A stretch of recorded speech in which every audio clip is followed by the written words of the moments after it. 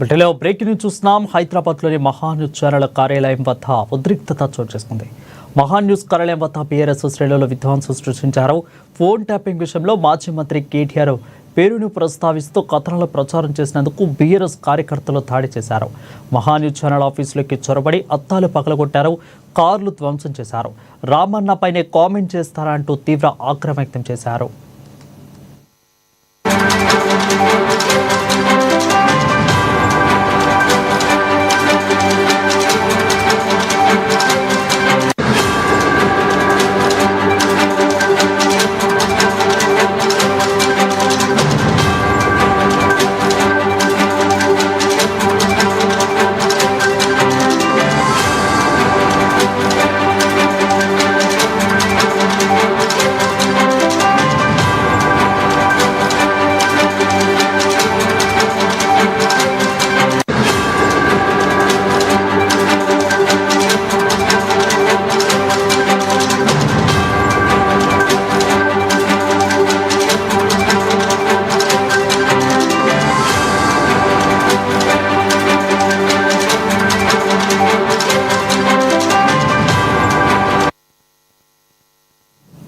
ఇక హైదరాబాద్లోని మహాన్యూస్ ఛానల్ కార్యాలయం వద్ద ఉద్రిక్తత చోటు చేసుకుంది. మహాన్యూస్ కార్యాలయం వద్ద బీఆర్ఎస్ శ్రేణులు విధ్వంసం సృష్టించారు.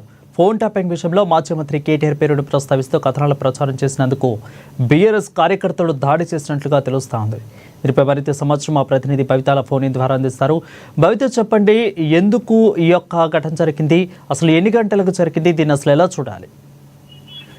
గత కొంతకాలంగా ఫోన్ ట్యాపింగ్ అంశానికి సంబంధించి రోజుకొక ఇష్యూ తెరపైనటువంటి విషయం మనకు తెలిసింది. అయితే ఫోన్ ట్యాపింగ్ అంశంలోనే పలు కీలక విషయాలు కూడా బయటకు వచ్చాయి. గతంలో కేటీఆర్ కూడా కొంతమందిని నా దగ్గరికి రాకపోతే ఆడియో లీక్ చేస్తా అన్నట్టు కూడా బెదిరించాడు అనే అంశాన్ని తెరపైకి వచ్చింది. అయితే దీనికి సంబంధించి తను మహాన్యూస్ అంటే హైదరాబాద్ లో ఉన్నటువంటి మహాన్యూస్ మీడియా సంస్థ నా దగ్గరికి రాకపోతే ఆడియో లీక్ చేస్తా, ఎక్కడికి రావాలో చెప్పు, మా వాళ్ళు చెప్తారు అన్నటువంటి కంప్లైంట్ తో ఒక పోస్ట్ రిలీజ్ చేశారు. అయితే ఈ నేపథ్యంలోనే అనవసరమైనటువంటి చర్యలకు అంటే కేటీఆర్ ని అభాస్యపాలు చేసేందుకే ప్రయత్నిస్తున్నారు అనేటువంటి అంశాన్ని లేవనెత్తుతూ పూర్తి స్థాయిలో బీఆర్ఎస్ కార్యకర్తలు, బీఆర్ఎస్ నాయకులు ఒక గుండాల్లాగా రౌడీజం బిహేవ్ చేస్తూ మహాన్యూస్ పైన దాడికి దిగబడ్డారు. పూర్తి స్థాయిలో మహాన్యూస్ యొక్క ఫర్నిచర్ పూర్తి స్థాయిలో ధ్వంసం చేశారు.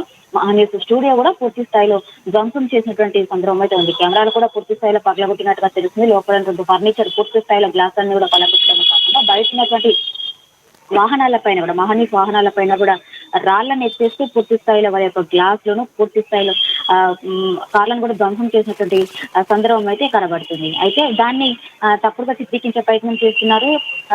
కేటీఆర్ పైన చేసినటువంటి అనుచిత వ్యాఖ్యల నేపథ్యంలోనే బీఆర్ఎస్ ఎల్వి అధ్యక్షుడుగా ఉన్నటువంటి గిల్లు శ్రీనివాస్ యాదవ్ నేతృత్వంలో కొంతమంది బీఆర్ఎస్ నేతలు నిరసన చేయడానికి అంటే మౌనంగా నిరసన చేయడానికి మహాన్యూస్ ఆఫీస్ దగ్గరికి వెళ్తే మహాన్యూస్ సిబ్బంది దాడికి పాల్పడ్డారనే అంశాన్ని కూడా చిత్రీకరిస్తున్నటువంటి సందర్భం అయితే తెరపైకి వస్తుంది. అయితే దీనికి సంబంధించి బండి సంజయ్ కూడా ట్వీట్ చేశారు. మహాన్యూస్ పై దాడి ఒక పిరికి పంద చర్య, సిగ్గు లేకుండా ఫోన్ ట్యాపింగ్ చేసిందే కాకుండా ప్రశ్నిస్తున్నటువంటి వాళ్ళపైన దాడి చేయడము ఎంతవరకు సబబు అంటూ కూడా వాళ్ళు కొంతమేరకు కేటీఆర్ కి అన్నట్టుగా తెలుస్తుంది. అంతేకాకుండా జర్నలిజం గురించి మాట్లాడేటువంటి వాళ్ళు మీడియాపై దాడి చేయించడానికి సిగ్గు అనిపించడం లేదా అని చెప్పేసి కూడా వాళ్ళు కేటీఆర్ ని ప్రశ్నించారు. అంతేకాకుండా ఈ రోజు జరిగినటువంటి అంటే నిన్న తాజాగా